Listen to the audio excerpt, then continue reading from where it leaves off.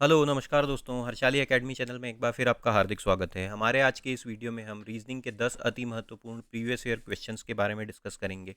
ये प्रश्न हमने एसएससी एमटीएस जुलाई 2022 की परीक्षा से लिए हुए हैं, जिससे कि आप ये जान पाएँ कि परीक्षा में किस प्रकार के प्रश्न पूछे जाते हैं, उनका डिफ़िकल्टी लेवल क्या होता है, क्या ट्रेंड होता है। हमने लगभग हर टॉपिक के प्रश्न इस वीडियो में कवर करने की कोशिश की है, ताकि आप हर टॉपिक की तैयारी कर पाएँ।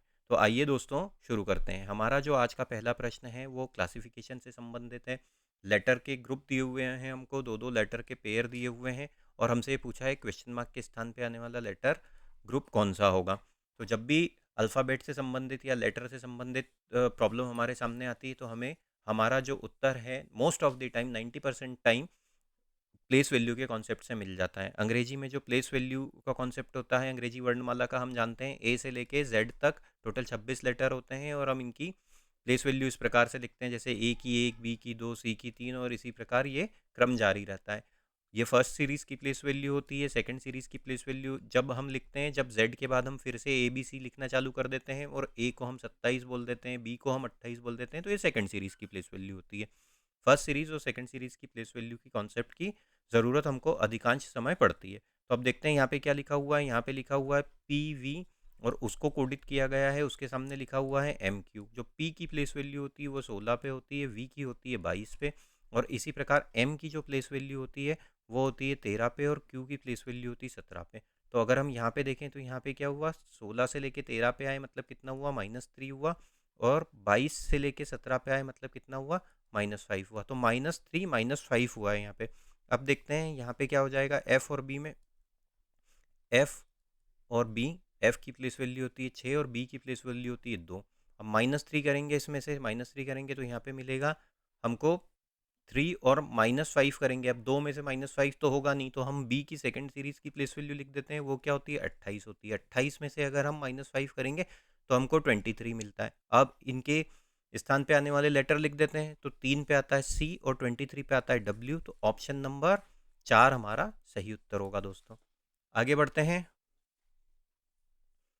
फिर से कोडिंग डिकोडिंग से संबंधित प्रश्न है। अब हमसे ये कहा गया है कि एक निश्चित कोड भाषा में, कोड लैंग्वेज में डेली को इस प्रकार से लिखा जाता है, नर्वस को इस प्रकार से लिखा गया है, श्योर को इस तरीके से लिखा हुआ है। तो उस कोड भाषा में मिलियन का क्या कोड होगा, ये हमको ज्ञात करना है। तो अब डेली दिया हुआ है, डेली DELHI और इसको कैसे कोडित किया गया है, इसको कोडित किया गया है CDKGH। इनकी प्लेस वैल्यू लिख लेते हैं।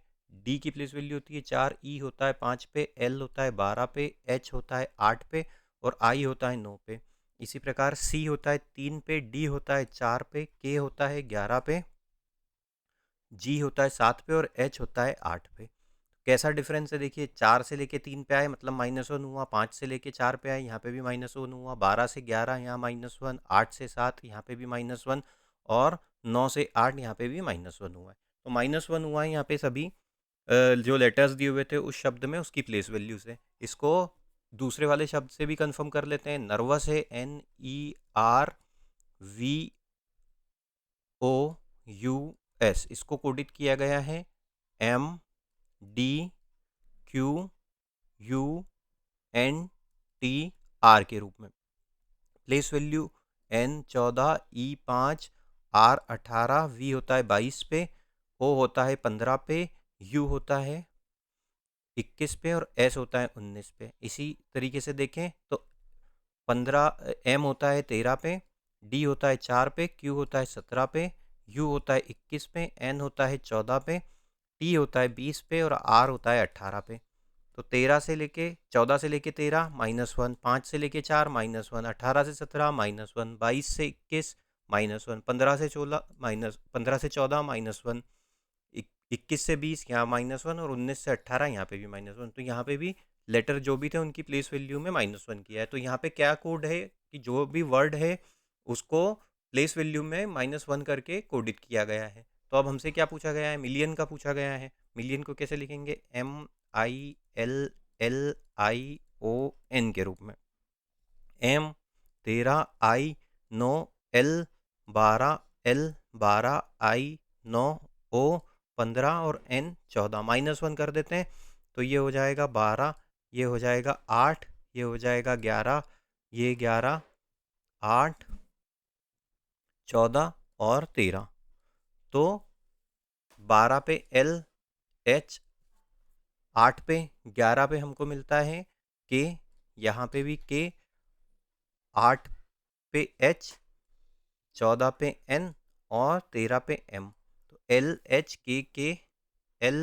के H N M, option number 2 हमारा सही उत्तर हो जाएगा दोस्तों। आगे बढ़ते हैं। फिगर्स से संबंधित ये प्रश्न है। अब हमसे क्या पूछा गया है कि ये वाली आकृति इन ऑप्शंस में से किसमें एम्बेडेड है, सन्निहित है, ये हमको ज्ञात करना है। रोटेशन की अनुमति नहीं है। तो इस आकृति को ध्यान से देखने में पाते हैं कि यहाँ पे सबसे पहले हमको एक इस प्रकार का त्रिभुज दिया हुआ है। तो ये त्रिभुज ढूंढने की कोशिश करते हैं हम सबसे पहले तो कि किस वाले ऑप्शन में दिया हुआ है। इस प्रकार के प्रश्नों के लिए नॉर्मली कोई शॉर्टकट नहीं होता है, हम प्रैक्टिस के साथ ही इन्हें हल कर सकते हैं। तो अब देखिए, ऐसा एक त्रिभुज यहाँ पे तो पहले ऑप्शन में नहीं है, तो पहला ऑप्शन रूल आउट हो गया। दूसरे ऑप्शन में देखते हैं, दूसरे ऑप्शन में यहाँ पे हमको एक ये त्रिभुज इस प्रकार का मिल रहा है। उसके बाद तीसरे ऑप्शन में भी यहाँ पे इस प्रकार का त्रिभुज मिल रहा है और चौथे ऑप्शन में भी मिल रहा है। पहला तो हमारा रूल आउट हुआ। अब इस त्रिभुज को कैसे, इस ट्राइंगल को कैसे यहाँ पे एक्सटेंड हुआ है, ये इस प्रकार से एक्सटेंड हुआ है और यहाँ पे एक इस तरीके का समकोण बना है नीचे। तो ये किस ऑप्शन में है? यहाँ पे तो कोई ऐसा एक्सटेंशन दिख नहीं रहा है, ऑप्शन नंबर 2 रूल आउट होता है। ऑप्शन नंबर 3 में देखिए यहाँ पे ऐसे ये एक्सटेंड होके यहाँ पे ये फिगर कंप्लीट हो रहा है। ऑप्शन नंबर 4 में ये एक्सटेंड ज़रूर हुआ है लेकिन इस प्रकार का कोई त्रिभुज नहीं बना है, तो 4 भी रूल आउट होता है। ऑप्शन नंबर 3 हमारा सही उत्तर होगा। सिलोजिज्म से संबंधित प्रश्न है। अब हमसे कहा गया है यहाँ पे कि जो स्टेटमेंट है वो कौन से हैं, ऑल बुक्स आर पेन और ऑल पेन्स आर पेंसिल। तो जब भी ऐसे प्रश्न आते हैं हम इसको वेन डायग्राम की मदद से बनाते हैं। अब बुक्स के लिए मान लेते हैं ये वाला सर्कल है, ये हो गया बुक्स के लिए। ऑल बुक्स आर पेन्स, तो ये किसके अंदर है, ये पेन वाले सर्कल के अंदर है, ये पेन वाले सर्कल के अंदर हो गया। उसके बाद सेकंड स्टेटमेंट में चलते हैं, ऑल पेन आर पेंसिल, जो पेन है वो सभी पेंसिल हैं। तो ये कैसा बन जाएगा, ये इस प्रकार से बन जाएगा दोस्तों,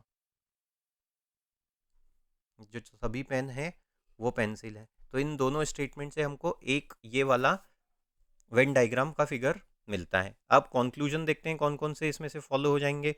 ऑल बुक्स आर पेंसिल, जो बुक्स हैं वो पेंसिल वाले सर्कल के अंदर हैं और सभी बुक्स पेंसिल वाले के सर्कल के अंदर हैं। तो ऑप्शन कंक्लूजन 1 तो हमारा फॉलो करेगा।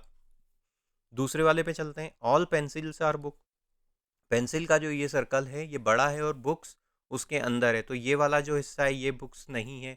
पेन वाला ये जो हिस्सा है ये भी बुक्स नहीं है, तो ये वाला तो फॉलो, कंक्लूजन 2 फॉलो नहीं करता है। तो क्या सही उत्तर हो जाएगा, option number 2, only conclusion 1 follows. आगे चलते हैं, फिर से सिलोजिज्म का प्रश्न है। अब हमसे क्या कहा गया है, स्टेटमेंट पहले कहा गया है some teeth are noses, some teeth are noses कहा गया है। तो कैसे बनेगा, ये इस प्रकार से बनेगा। अगर मान लेते हैं ये वाला जो सर्कल है ये टीथ के लिए है, ये टीथ के लिए सर्कल है, तो नोजेस का सर्कल कैसे हो जाएगा, इस प्रकार से हो जाएगा, क्योंकि ये हमें सम कहा गया था, सम टीथ आर नोजेस। उसके बाद क्या कहा गया है, सम नोजेस आर हैंड्स, जो नोजेस हैं वो हैंड्स हैं, तो वो कैसे बन जाएगा, ये एक सर्कल यहाँ पे इस प्रकार से बन जाएगा हैंड्स का। फिर क्या हो जाएगा, दूसरे स्टेटमेंट में चलते हैं, सम हैंड्स आर फीट, जो हैंड्स हैं वो फीट हैं, इस प्रकार से यहाँ पे ये फीट है। तो इन ये जो दो ये स्टेटमेंट दिए थे हमको, ये वाला और ये वाला, इन तीनों से हमको ये वाली आकृति वेन डायग्राम से मिलती है। अब कंक्लूजन पे चलते हैं, सम टीथ आर फीट हमको कहा गया, टीथ यहाँ पे है और फीट यहाँ पे, तो इन दोनों का तो डायरेक्टली कोई कनेक्शन यहाँ पे दिख नहीं रहा है। तो हम ये तो नहीं कह सकते कि निश्चित रूप से इसका अनुसरण कर रहा है। उसके बाद कहते हैं ऑल हैंड्स आर नोसेस, हैंड्स कहाँ पे हैं, ये रहा, और नोजेस कहाँ पे है, ये रहा। ऑल नहीं है क्योंकि ये तो सिर्फ इतने ही हिस्से में एक दूसरे को ओवरलैप कर रहे हैं, तो इसको भी हम निश्चित रूप से नहीं कह सकते। तो ना कंक्लूजन 1 फॉलो कर रहा है ना कंक्लूजन 2 फॉलो कर रहा है, तो option number 4 neither conclusion 1 nor two follows. Option number 4 हमारा सही उत्तर होगा। आगे बढ़ते हैं। नंबर सीरीज से संबंधित प्रश्न आया है दोस्तों। अब देखते हैं यहाँ पे क्या कहा गया है। हमें क्वेश्चन मार्क के स्थान पे आने वाली संख्या ज्ञात करनी है। जब भी नंबर सीरीज से संबंधित प्रश्न आता है या नंबर्स की कोडिंग डिकोडिंग से नंबर की कोडिंग डिकोडिंग से संबंधित प्रश्न आता है तो हम क्या करते हैं, हम उसमें संख्याओं के बीच का अंतर देखते हैं सबसे पहले। अगर अंतर काफ़ी ज़्यादा बड़ा है, संख्याएं एक दूसरे से काफ़ी ज़्यादा बड़े अंतर से बड़ी या छोटी हो रही है, तो हमें हमारा उत्तर प्लस या माइनस की बजाय गुणा या भाग से मिलता है या स्क्वायर या क्यूब से मिलता है। लेकिन अगर संख्याओं के बीच में अंतर कम है तो हमें हमारा उत्तर प्लस या माइनस से ही मिलने की संभावना ज़्यादा होती है। अब देखते हैं इनके बीच में अंतर कैसा है। यहाँ दिया हुआ 1703, यहाँ पे दिया हुआ 1668, तो इनके बीच का अंतर कितना हो जाएगा, 3 इधर से आ जाएंगे और 32 इधर से, मतलब ये कितना हो गया, -35 हो गया। अब देखते हैं 1668 और 1633, इनमें कितना अंतर हो जाएगा, तो ये हो जाएगा 5 और 6 में से 3 गए तो 3, मतलब यहाँ पे भी -35 हुआ। अब देखते हैं इनके बीच में कितना अंतर है, इन दो संख्याओं के बीच में। यहाँ पे ये 33 है और ये 98 है, मतलब 2 इधर हो जाएंगे तो -35। तो कैसी श्रृंखला आगे बढ़ रही है, संख्याओं के बीच में -35 इस प्रकार का अंतर है। यहाँ पे भी वही अंतर है, देखिए 8 में से 3 गए तो 5 और 9 में से 6 गए तो 3, तो -35 का अंतर यहाँ पे चल रहा है। तो अगली संख्या कैसे मिलेगी हमको, 1563 में से हम -35 कर देंगे, 1563 में से 35 घटा देंगे तो ये कितना हो जाएगा, ये हो जाएगा 8, ये हो जाएगा 2 और ये हो जाएगा 1528। ऑप्शन नंबर 3 हमारा सही उत्तर हो जाएगा दोस्तों। आगे बढ़ते हैं। अब ये अल्फ़ाबेट सीरीज से संबंधित प्रश्न है। इसमें क्वेश्चन मार्क के स्थान पे आने वाली संख्या ज्ञात करनी है। तो जब भी इस प्रकार के अल्फ़ाबेट सीरीज से संबंधित प्रश्न आते हैं तो हम क्या करते हैं, प्लेस वैल्यू के कॉन्सेप्ट लगाते हैं।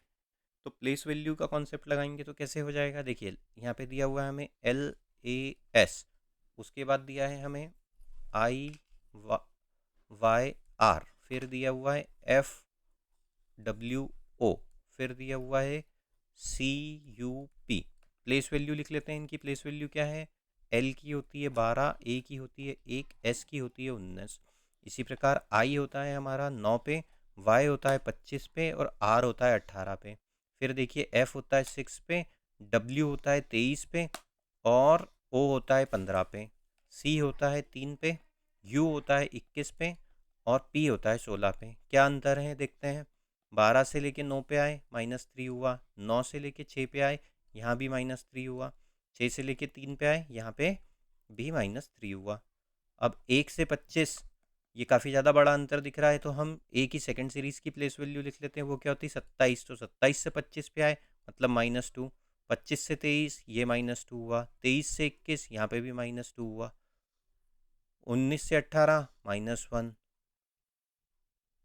उसके बाद यहाँ पे क्या दिया हुआ है, ये देखिए 18 से लेके 15 मतलब FWQ है दोस्तों, ये माफ़ कीजिएगा, तो ये हो जाएगा 17। 18 से लेके 17 मतलब -1, 17 से लेके 16 मतलब -1। तो कैसा अंतर है, -3 -2 -1। तो अब यहाँ पे क्या हो जाएगा, 3 से अगर सी से अगर हम -3 कर देंगे तो हमको क्या मिलेगा, इस 3 से इसमें से 3 घटा देंगे तो 0 हो जाएगा। 0 तो हो नहीं सकता है, तो हम इसकी सेकंड सीरीज़ की प्लेस वैल्यू लिख लेते हैं। सी की सेकंड सीरीज़ की प्लेस वैल्यू क्या होती है, सी की सेकंड सीरीज़ की प्लेस वैल्यू होती है 27, 28, 29। 29 में से अगर हम 3 घटा देंगे तो हमको मिलेगा 26 और उसके बाद इसमें से 2 घटा देंगे 21 में से तो हमको मिलेगा 24 और इसी प्रकार 21 में से 2 घटाएंगे तो हमको मिलेगा 19, माफ़ कीजिए, और उसके बाद 16 में से 1 घटा देंगे तो हमको मिलेगा 15। 26 पे होता है Z, 19 पे होता है S और 15 होता है R पे, तो ZSR हमारा सही उत्तर होगा दोस्तों। माफ ये O 15 पे O होता है, ZSO। ऑप्शन नंबर 1 हमारा सही उत्तर होगा। आगे बढ़ते हैं। नंबर सेट से संबंधित प्रश्न है। यहाँ पे हमको ये जो 2 नंबर सेट दिए हुए हैं उनके बीच में जो संख्याओं में संबंध है, जो लॉजिक लगा हुआ है, उसी लॉजिक के आधार पे हमें हमारा उत्तर ज्ञात करना है ऑप्शंस में से। तो पहला सेट देखते हैं, 15, 135 और फिर दिया हुआ है 6। तो जब भी इस प्रकार का नंबर सेट आता है कि संख्याएं उसमें एक संख्या बाकी दो की तुलना में काफ़ी ज़्यादा बड़ी हो, तो हमारा यही प्रयास रहता है कि हम जो दो छोटी संख्याएं हैं उससे हम उस बड़ी संख्या को कैसे बना सकते हैं। तो यहाँ पे दिया हुआ है 15 और 6। अब और बीच में दिया हुआ है 135। तो 135 कैसे बनाया जा सकता है? अगर 15 में हम 6 का गुणा भी कर दें तो हमको मिलता है 90, और 90 में अगर हम 45 जोड़ दें तो 145 मिलता है। लेकिन इसी प्रकार का लॉजिक दूसरे वाले सेट में भी लगा है क्या? देखते हैं। 12, 84 और फिर दिया है 5, इन दोनों का आपस में गुणा करने पे मिलता है 60। 60 में अगर 45 जोड़ें तो 105 होता है। तो ये वाला लॉजिक तो यहाँ पे लगा नहीं है। अब क्या हो सकता है? अब देखिए 15 और 135 को अगर ध्यान से देखें तो 15 में अगर हम 9 का गुणा कर दें, 15 नमा की 135 होता है। एक ये यहाँ पे हिंट दिख रही है। अब 15 गुणित 9 होता है। अब ये 9 कैसे ला सकते हैं? अब ये देखिए ये 9 कैसे है? इस 15 में से अगर हम 6 घटा दें तो हमको 9 मिलता है। यही हुआ है यहाँ पे। इस तरीके से 9 बना है। 15 गुणित 9 कैसे बना है? इन दोनों संख्याओं के अंतर से बना है।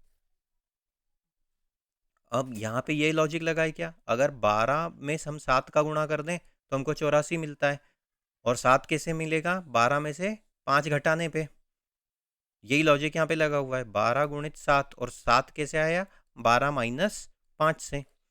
तो अब देखते हैं ये वाला लॉजिक क्या हुआ है, कहाँ पे लगा हुआ है। मतलब क्या हुआ है? पहली संख्या में पहली और तीसरी के अंतर का गुणा किया है तो हमको दूसरी संख्या मिली है। तो अब इस ये वाले किस ऑप्शन में मिल सकता है हमको? ये देखिए यहाँ पे दिया हुआ है हमको 21, यहाँ दिया है 315, यहाँ पे दिया हुआ है 6। तो 21 में अगर हम इन दोनों संख्याओं के अंतर का गुणा करें, इन दोनों संख्याओं का अंतर क्या है? 21 में से 6 घटाने पे हमको मिलेगा 15। तो क्या हमको 315 मिलता है? ये हमको देखना है। तो अब देखते हैं। 15 एकम 15 हासिल का आया 1, 15 दूना 30 और 1 31। जी हाँ, यही लॉजिक लगा हुआ है। तो ऑप्शन नंबर 1 हमारा सही उत्तर हो जाएगा। आगे बढ़ते हैं। अब ये फिर से कोडिंग का प्रश्न है। क्या कहा गया है? एक निश्चित कूट भाषा में यदि दीवार को दरवाज़ा कहा जाता है, दरवाजे को खिड़की कहा जाता है, खिड़की को छत कहा जाता है, छत को वेंटिलेटर कहा जाता है और वेंटिलेटर को फर्श कहा जाता है, तो कमरे में जाने का रास्ता क्या होता है? कमरे में जाने के रास्ते को क्या बोलते हैं? मतलब कमरे में हम कैसे जाते हैं? हम दरवाजे से जाते हैं। तो दरवाजे को क्या कहा गया है यहाँ पे? कमरे में कोई भी एक ये कमरा है, ये कमरे में हम दरवाजे से ही इंटर करते हैं। दरवाजे को क्या कहा गया है? खिड़की कहा गया है। तो ऑप्शन नंबर 1 हमारा सही उत्तर हो जाएगा। अब देखिए यहाँ पे इस श्रृंखला को पूरा करना है। प्रश्न चिन्ह के आने स्थान पे आने वाली इमेज हमको ज्ञात करनी है। पहली इमेज को देखें तो यहाँ पे ये 2 लाइन थी इस प्रकार से। दूसरी इमेज को देखें तो यहाँ पे क्या हुआ? ये 2 लाइन के बाद देखिए तीसरी लाइन फिर से आ गई। चौथी इमेज में ये 2 लाइन, ये 3 लाइन थी, और उसके बाद चौथी इमेज इस प्रकार से थी। ये 3 लाइन थी और ये उसके बाद ये चौथी लाइन भी आ गई। पांचवी में फिर एक लाइन फिर से बढ़ गई, ये देखिए। तो छठी में क्या होगा? एक लाइन ऐसे ऊपर की तरफ और बढ़ जाएगी। तो वो किस ऑप्शन में है? वो है हमारे ऑप्शन नंबर 2 में।